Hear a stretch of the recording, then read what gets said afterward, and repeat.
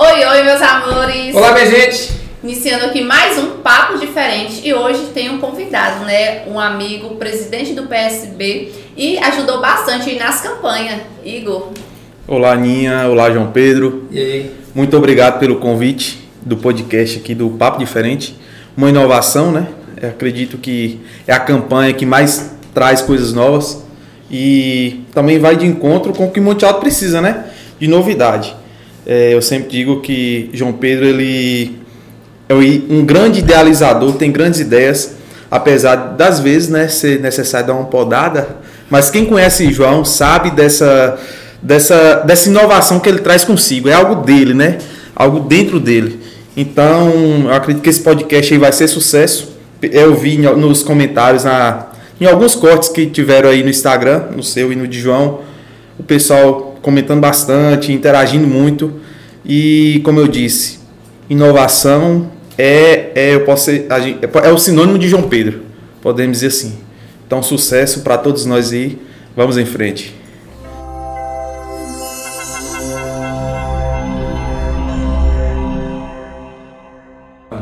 De início, né, parabéns por estar aí nessa com o João Pedro, desde o início, né? E eu gostaria de saber como começou essa amizade. Rapaz, a amizade com o João, acho que inicia lá em 2004, 2005. João Pedro era aluno de minha mãe, eu estudava na escola Luiz Dias, escola pública. E aí, não sei como aconteceu, mas eu lembro que eu fui na casa de João Pedro e cheguei lá. João Pedro tinha uma brincadeira de um comitê eleitoral, já naquela época, num cantinho assim, eu tenho isso na minha mente gravado, no cantinho assim, ele montou um comitê e ele fazia as propagandas do comitê e os santinhos com pincel, piloto, né? E a partir dali a gente foi construindo uma amizade bem sólida, né? O pior é que eu não lembrava disso, né? Você foi falando, agora eu não lembrava desse negócio. Você foi falando. E foi em 2004, que foi a eleição, a primeira eleição que eu lembro, né? Eu morava na Praça da Quadra. Isso, 2004, ano eleitoral, inclusive. E aí, eu também fazia muita coisa lá em casa, robô, essas coisas, maquete. E aí, a gente começou, né, a ter um diálogo, uma certa amizade. E de lá pra cá, nunca desligou não a amizade. Já vão 20 anos. São 20 anos. E o fato mais interessante disso é que parece que o pensamento nosso casou direitinho assim, porque foi em 2008, 2009, isso, a gente montou uma estratégia de vida, um plano de vida. Eu ia falar da cidade, né, que nós montamos no fundo do quintal de sua avó, que todo mundo que a gente era amigo participava dessa cidade. E ali cada um era prefeito, era governante. Tinha a capital, que chamava Mesquim. Mesquim quer dizer meio do quintal, foi até João Pedro a ideia. E foram 2 vezes a cidade. Tinha a primeira parte da cidade, que foi destruída. A gente idealizou como se fosse uma guerra que teve. Na verdade, fez uma limpeza no quintal e destruiu tudo. Destruiu a cidade. A gente falou que foi uma guerra. Depois a gente volta reconstruindo. E nessa volta de reconstrução João Pedro era o governante. Era o governador, na verdade. Só para dizer que ele foi prefeito mais vezes que eu na cidade, viu? E aí a gente pensava, né? Pensava na cidade e pensava também em Monte Alto, desde aquela época. Então, a amizade foi construída dessa forma. Dáfla, que é uma amiga da gente, sempre fala que... Teve a parte da igreja também, né? Logo depois a gente começa a participar do grupo de jovens. Não só nós dois, né? Mas um grande número de pessoas, de amigos. E João Pedro se torna coordenador do grupo de oração, bem novo também, e faz algumas mudanças. E sempre foi assim, né? Nessa construção, nesse diálogo. Como e quando você tomou a frente do PSB em Palmas de Monte Alto? A partir do momento que João vai em Salvador, conversa com a presidente estadual do partido, que é Elites da Mata, ele já traz a proposta do partido para Monte Alto. E por eu ter uma relação boa com ele e com os demais que ali naquele momento estavam construindo aquele projeto, acabou eu me tornando presidente. Foi de uma forma muito natural. E todos que estavam ali naquele dia, inclusive foi na Câmara de Vereadores, foi. na Câmara de Vereadores, todo mundo ali acabou concordando que eu fosse o presidente, entendeu? Então, basicamente foi isso. Foi bem natural. Trabalhar com pessoas próximas já é difícil, ainda mais em uma campanha eleitoral. Como você lidar, assim, tem conflitos? Tem, viu? Tem. O que acontece? Por mais que eu e João Pedro é muito próximo, a gente tem muita divergência. Mas eu sempre falo que as divergências elas são importantes para a gente construir algo diferente, entrar em consenso no final. Porque às vezes a minha ideia não é boa, mas a dele é boa e assim vice-versa. E a gente vai construindo algo e no final sempre dá certo. A coisa é boa. E aí entra algumas opiniões de lado, que a gente sempre é aberto a outras opiniões de fora. Então, por mais que como é que foi a pergunta? Se é difícil, né, lidar com uma pessoa... Se tem conflitos. Tem conflito por ser uma pessoa próxima. Muitas vezes as diferenças são tão grandes que a gente briga mesmo. Só que quando a gente tem um objetivo, o grupo tem um objetivo lá na frente, por mais que venham problemas no caminho, a gente sabe onde a gente quer chegar. E no outro dia, tudo tranquilo, a gente senta, resolve a situação, bola pra frente. Acho que isso é uma coisa interessante que o Igor fala, porque assim, apesar da gente ter muita divergência, os pensamentos até se complementam, porque é bom também quando a gente tem uma ideia e a outra pessoa se contrapõe. Mas eu acho que por mais que a gente até tenha as discussões, arranca rabo mesmo de brigar, de quebrar pau, mas o objetivo sempre se sobrepõe a tudo, né? No final a gente sabe que independente de estar brigado naquele dia, a gente tem que sair junto e fazer as coisas. E dar tudo certo. Com certeza. E é muito interessante, cada um defende seu lado. E defende mesmo, não, é por isso. E o pau, é isso. E às vezes quando eu fico com dúvida, eu começo a ligar para algumas pessoas do grupo. O que você está achando disso? E ali eu vou pegando opiniões diferentes para construir algo que no final possa dar certo. E uma coisa interessante, né, nisso que fala de divergência, às vezes ele discorda do que eu estou falando, mas por ser uma decisão depois tomada, ele acolhe. E também acontece, às vezes eu falo, tem coisas que eu não concordo, mas quando o grupo decide, quando eles batem o martelo, eu sigo lá a ideia. Mesmo que lá na frente a gente fala, eu falei. Mas é sempre assim, como surgir novas ideias, sempre é desse jeito. Não tem jeito, né? Tem que ter uma briguinha. Certeza. Agora essa pergunta é para vocês dois. Como é que vai surgindo as ideias de mudança em cada localidade que vocês vão? Acho que vai muito diálogo da escuta, né? A gente vai na comunidade, escuta um, escuta outro e acaba construindo. Pelo menos para mim assim, é muito na base do ouvir. Eu acho que ouvir é muito importante para a gente criar ideias, porque é a pessoa de lá que vai dizer o que realmente ela precisa. Então, para mim, é muito mais a questão de ouvir e depois matuta a ideia, né? E a partir da conversa, você vai ter uma visão. Porque a gente enxerga o que realmente tem ali da localidade. Eu não sei para ele se é da mesma forma, mas... Por mais que às vezes a gente vai com a opinião pronta, na caminhada, no processo, a gente é obrigado a mudar a nossa opinião, porque na prática muita coisa muda.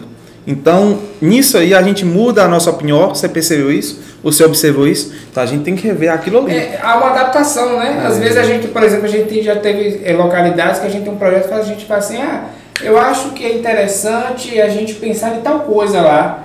Quando a gente chega lá e escuta, não é a prioridade, não é o que a pessoa... E aí a gente tem que mudar. Isso, a ideia muda. E às vezes também tem um complemento. Às vezes a gente já pensava de uma forma, mas a mulher fala assim, eu pensava assim, mas... E vai melhorando a ideia, né? Sempre melhorando. E uma coisa que eu sempre falo, eu sou muito observador. Às vezes eu observo tanto que faz mal para mim, porque você vai pegando os detalhes. E muitas das vezes você tem que deixar os detalhes de lado e trabalhar, vamos dizer assim, com o que é grosseiro, né?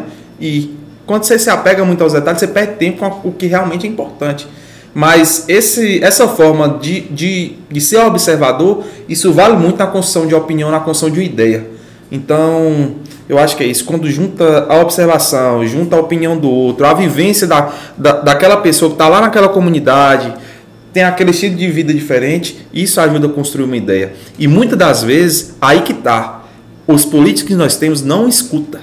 Os políticos não escutam a população. E o que faz? Faz coisas equivocadas, coisas erradas. Então, eu acho que essa nova forma de fazer política, que a gente tem que trabalhar agora, neste tempo que estamos vivendo, é o da escuta. É o principal. O povo tem que participar da construção da proposta, o povo tem que participar da construção da política em si, entendeu? Então, o agente principal da política não é o governante, é o povo. Já dizia, né, que na democracia o poder emana do povo. E a gente tem que pegar isso, agarrar essa ideia, colocar pra frente. Meninos, quarentão, o que é isso? E você começa ou eu começo? Tanto faz.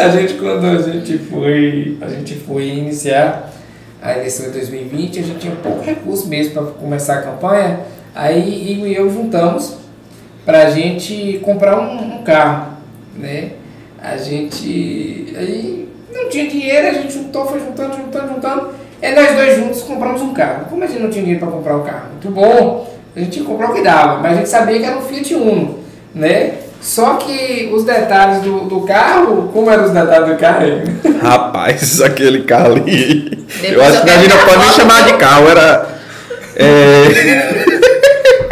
No final era pelo menos.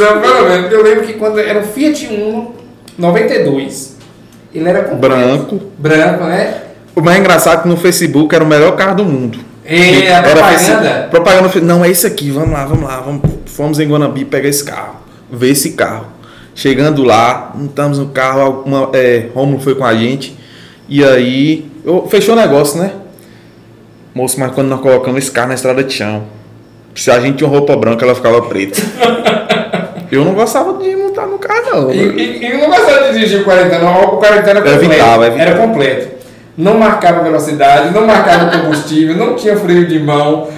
Para você entrar no carro, você tinha que abrir a porta do carona e por dentro abrir a porta do passageiro. Eu lembro que foi tão estranho que quando a gente foi comprar, eu abri o capô assim do carro e falei, é uma moto, que o motor era desse tamanho, um motor que sumia, só o vazuzão dentro. Só que do 40 ele restou uma caixa de som potente, viu? O 40 veio com uma caixa de som potente. Realmente, o 40 se foi, né, passou junto com a campanha, mas a caixa de som ficou. Mas mais interessante, eu colocava ele na estrada pro espraiado, meu amigo. Era uma caçamba de terra que saiu no meio da marcha, assim, ó, uma poeirona. Você sabe... Tinha mais terra dentro do que fora. A gripe, o resfriado, rinite, piorava tudo quem tivesse. Mas cumpriu seu dever, né? Levou ali para os lugares. Foi importante. E foi o início da caminhada, né? Simples. E hoje aqui a gente tá contando história. Virou história, né? Agora sim, e as brigas entre vocês? Costuma ter muitas? Como ele falou, né? A gente discute muito. Ultimamente tá até mais de boa, né? Mas eu acho que também o tempo vai amadurecendo. Não sei como é que o Igor vê essa situação de briga. Não, às vezes, depende do momento. Muitas das vezes também numa campanha política, num processo eleitoral, a gente fica muito nervoso, os nervos ficam à flor da pele, todo mundo. Você vê normal. Que a cidade para. Uma pessoa que ela fala que ela não envolve em política numa cidade pequena, eu acho que ela está muito equivocada, porque no final ela envolve. Querendo ou não, ela vai envolver no processo político. Ó, como é que tá. E mesmo que for ali debaixo do pano, mas ela está envolvida. E quem está no meio de um campo eleitoral fica muito estressado. Então, ao mesmo tempo que você tem que lidar com o estresse do dia a dia da campanha eleitoral, você tem que lidar com os problemas que tá vindo ali que você tem que resolver. Então, a gente tem que prezar muito por ter algumas horas de descanso, eu estou aprendendo a fazer muito exercício físico. E isso tem me deixado muito, muito tranquilo. Acho que tem evitado até as brigas, as discussões. E aí, quando quando também a gente está numa discussão assim, a gente chama outra pessoa dá uma opinião e fica mais tranquilo ali. Mas acho que a gente já diminuiu muito. Então, na verdade, não é uma briga, né? É divergência de opinião. A gente nem é bom falar briga. Na eleição passada, a gente teve momentos assim de briga mesmo, de ficar sem conversar, ficar 2 dias sem conversar. E teve recentemente, ele brigou mesmo, porque ele também ficou uns 2 dias sem conversar comigo. Só que assim, é como a gente falou aqui anteriormente, o projeto se sobrepõe sempre. Então assim, por mais que a gente esteja brigado no dia ali, pela manhã a gente quebrou o pau, né? A gente ficou chateado, a gente não quer olhar um pra cara do outro, mas por exemplo, se tiver que ir na rádio daqui a pouco, e nós estamos indo juntos, nós vamos junto, porque o projeto mudar Palmas de Monte Alto, mudar a vida das pessoas no Palmas de Monte Alto, está acima de qualquer divergência. Igor, me fala aí um momento de estresse que você pensou, vou desistir. Eu acho que Se teve, eu não lembro não. Nenhum assim? Não. Agora eu posso contar um fato inusitado que aconteceu comigo. A gente tava... Era as 2 últimas semanas de 2020 na campanha. A gente tava na Vargem Alto dia domingo à tarde. E aí me deu uma dor de barriga. Eu só via minha casa. Só minha casa. E parou a visita todinha. Parei tudo. Eu mobilizei todo mundo que tava comigo. E vim embora para minha casa. O único dia que você pensou, vou desistir. Devia ter feito logo um mato lá, não precisava nem ter descido atrapalhar da campanha. Não, só chegava à minha casa. Então me fala aí um defeito e uma qualidade de João. Vamos lá. O defeito é que quando o João coloca uma coisa na cabeça, é difícil tirar. Para você tirar algo da cabeça de João Pedro, o cara tem que ser muito bom. O argumento tem que ser top. E às vezes, para favorecer o meu argumento contra João Pedro, eu chamo algumas pessoas. Tem mais gente, né? Já a qualidade é que João Pedro é idealizador. Ele sempre está pensando algo lá na frente, que ninguém está conseguindo enxergar. E muitas vezes eu falo, João, foco aqui. A gente tem que pensar agora aqui. E outra qualidade também é a organização. João Pedro é um cara que ele gosta muito das coisas organizadas. E ele está sempre no meio do trabalho. Ele está dentro do trabalho. Muitas das vezes a gente pega ali, por exemplo, como a gente está falando de campanha eleitoral, a gente divide as tarefas, divide os grupos. Tal grupo vai fazer isso, tal grupo vai fazer aquilo. E João Pedro quer saber o que está acontecendo em cada grupo. E ali ele está presente. E acaba muitas vezes cansando a pessoa, né? E se a gente deu uma responsabilidade a um grupo, eu acho que o grupo tem que entregar aquilo. Por mais que tenha alguns problemas ali, a gente vai podando e tal, mas João Pedro ele quer estar no meio do trabalho, ele quer estar ali junto com o grupo participando. Isso é uma qualidade boa, que um bom administrador precisa estar no meio ali, saber o que está acontecendo dentro de cada ponto ali do município, dentro de cada secretaria. Então é uma qualidade boa para um cara que vai ser prefeito em Monte Alto. João, me fala aí uma qualidade e um defeito de Igor. A questão assim, que eu falo que de defeito, que é um defeito sem ser defeito também, né? Porque assim, Igor é muito cauteloso. E quando eu sou mais assim de fazer, de jogar logo pra frente, de ir, Igor é mais assim, calma. Como ele falou, ele puxa mais a rédea das coisas, ele calma, ele tenta revisar mais de uma vez, ele quer saber se realmente vai dar certo para depois colocar em prática. Primeiro ele para pensar. Pensa outra vez para depois colocar em prática. Eu não, sou logo assim. Eu acredito que algo dá certo, vou logo. E Igor é que me segura às vezes assim. O pessoal até sabe que às vezes chega logo no Igor para ele segurar a campanha. Às vezes eu acho que isso é um defeito, porque às vezes eu acho que a gente poderia avançar mais rápido e Igor fica calma, segurando. E uma qualidade que eu acho de Igor é que ele é muito inteligente. Tem uma capacidade intelectual assim de realmente assim, de planejamento, tanto é que ele coordenou a campanha passada e ele tem uma habilidade muito fácil assim de todo mundo gosta dele. Às vezes ele reclama a pessoa e a pessoa gosta dele mesmo ele reclamando. Eu não entendo esse negócio, como é que ele consegue fazer essa magia que a pessoa ele reclama e a pessoa está gostando dele. Então assim, tem essa qualidade de ser muito afável, né, com as pessoas. E também a questão assim, acho que o principal é a lealdade. Igor é muito leal. Desde o início do projeto, é uma pessoa que eu confio extremamente, porque assim, a lealdade não tem preço, é uma coisa que não se compra. E principalmente nesse meio que a gente vive, que é a questão da política. Isso vem de berço, né? Criação, né? Família. Essa questão de que João fala, que eu sou um pouco afável, é porque é uma característica minha, eu me preocupo em ver o todo. Então, é como se tivesse todo mundo aqui, o grupo, e eu aqui de cima olhando, essa pessoa está fazendo isso e isso. Quando a pessoa começa a se afastar, eu sempre vou atrás tentando trazer ela para o grupo, para a gente manter essa união. E na política, como dizem por aí, é grupo, né? Então essa formação não me preocupa muito como uma pessoa que está mais à frente assim, eu sempre convido outras pessoas a fazer o mesmo. Tal pessoa, cadê tal pessoa? Tá onde? Por que não tá aqui? Então essa preocupação é sempre constante, assim, que quando João Pedro fala dessa questão que eu vou atrás, converso com a pessoa, pode dizer, um apaziguador, né, das questões. Igor, João ganhando, você acha qual vai ser assim, a maior dificuldade dele? a maior dificuldade e ao mesmo tempo uma coisa muito boa, que eu já falei anteriormente, organização. João Pedro é extremamente organizado e isso vai acabar estressando ele um pouco.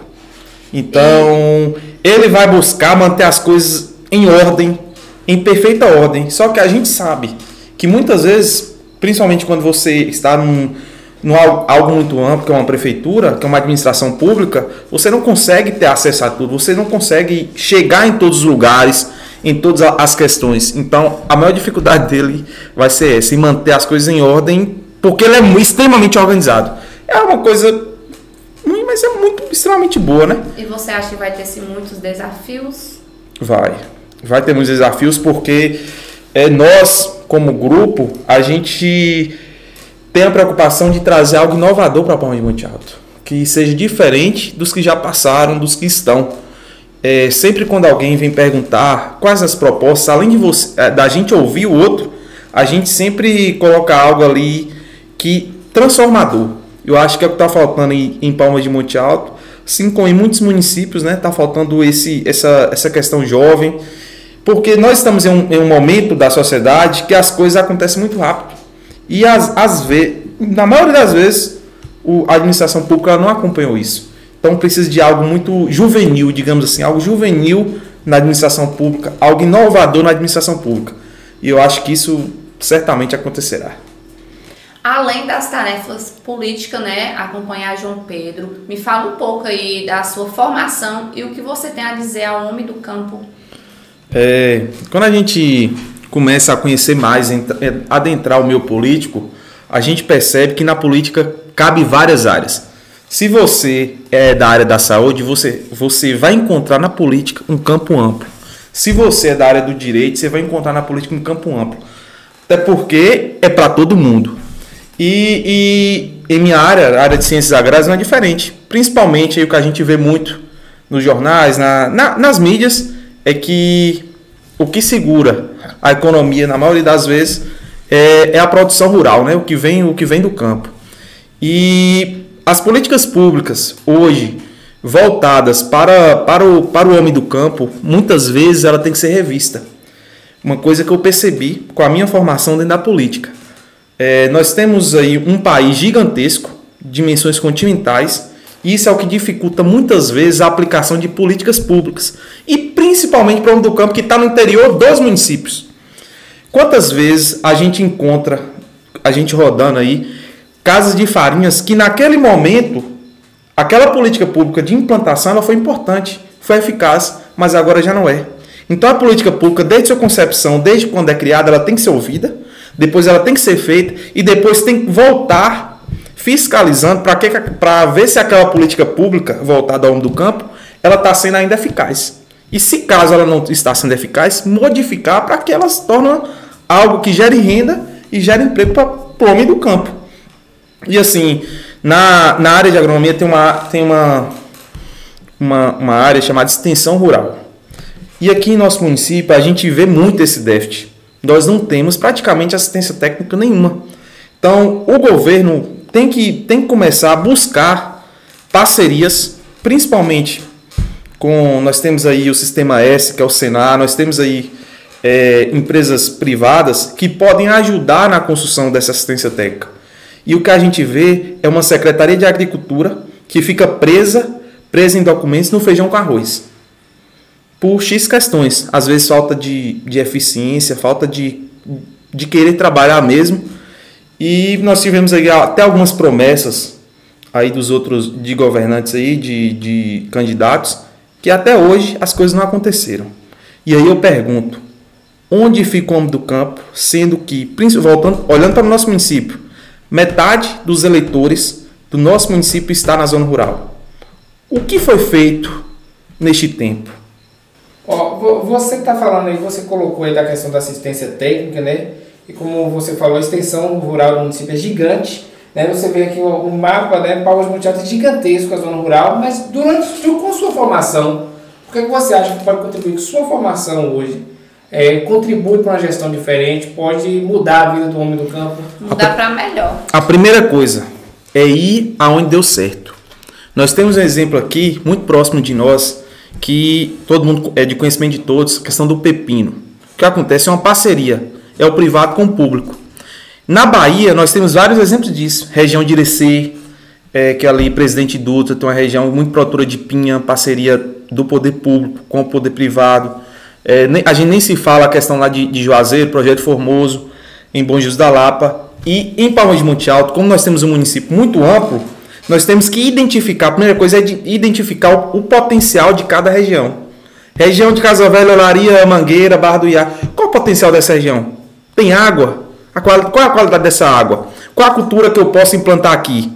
Aí a gente vai para uma região que não é tão boa em água, que é vaz comprida. Palmas de Monte Alto pode ser um grande produtor agrícola, tem esse potencial? Tem sim. Agora demora um pouco de tempo, porque passa também por educar o nosso produtor rural e mostrar para ele que vale a pena produzir, vale a pena ficar no campo. E uma grande preocupação hoje do nosso país é a sucessão familiar no campo. Como é que o jovem está enxergando o campo? Eu posso prosperar no campo, a juventude pode prosperar no campo e seguir os passos dos pais? No caso, mostrar o jovem que ele pode ficar no campo e tirar a renda também. Tirar a renda. E outra coisa que eu sempre falo, o produtor rural, ele tem que enxergar a propriedade dele como uma empresa. Que ali, não é só o quintal da casa dele. É uma empresa que tem que ser administrada de tal forma que ele saiba o custo e o lucro dele. Na verdade, que ele tá rendendo para ele? O campo é muito importante para a gente aqui, né? Porque é onde roda o dinheiro. É o principal. Por exemplo, a pecuária aqui na nossa região, inclusive, tem dados que mostram que o rebanho de gado de Palmas de Monte Alto é um dos maiores, até da Bahia, digamos assim, compete até com o Itapetim, que é o grande produtor de gado de leite e gado de corte. Você falando nesse ponto, até cortando, que essa semana eu estava conversando com uma pessoa e aí eu comentando que a gente vive no semiárido, né? É pouca água, pouca chuva, o período de chuva vem diminuindo. E se você, 20 anos atrás, se você pegasse 20 anos atrás e falasse que Palmas de Monte Alto tinha um potencial de ser um grande produtor de leite, o pessoal ia falar que tá maluco. Que isso não iria acontecer. E hoje a gente vê que Palmas de Monte Alto tem um potencial leiteiro. E aí a questão que você fala de educar a nossa população e que é um processo longo. E aí que entra a iniciativa pública e a iniciativa privada. Porque também não adianta você ter uma produção e não ter escoamento. Hoje a gente vê muitas políticas públicas voltadas a dar o tanque de leite, digamos assim, para um determinado grupo de produtores rurais. Mas aí já tem que vir a empresa privada coletando esse leite para fazer o derivado, o queijo, o iogurte. E aqui na região nós temos aí grandes empresas que já fazem esse serviço. O poder público entra com o resfriador de leite e vem empresa privada coletando. Então o que acontece? É uma parceria. E agora, o que uma secretaria pode fazer? Dar um curso. Como é que eu posso cuidar bem do meu animal? Como é que eu posso ter a qualidade do leite? Então são coisas pequenas que no final fazem a diferença. Isso é educar o produtor. Também muitas oportunidades, né? Principalmente para os jovens que acabam saindo daqui para ir para outra cidade. Nós temos exemplos de jovens, principalmente, eu não vou citar aqui o nome, mas ali na região de Espraiado que eu conheço, que meninos que estão ali começando a produção. E eu trabalhei um pouco nessa área e percebi o potencial da nossa região. Apesar de termos aí uma época de seca e parece que as secas estão ficando mais severas, de dificuldades, Hoje, o meio acadêmico já sugere algumas coisas para você que você pode manter produzindo no semiárido, na época da seca. Então, é unir a política pública do meio público com o meio privado, saber o potencial de cada região e fazer com que o produtor enxergue o quintal da casa dele como empresa e provocar o jovem a entender que ele pode tirar um dinheiro da propriedade do pai dele e do avô dele. E agora vamos pro bate-bola. Vamos lá.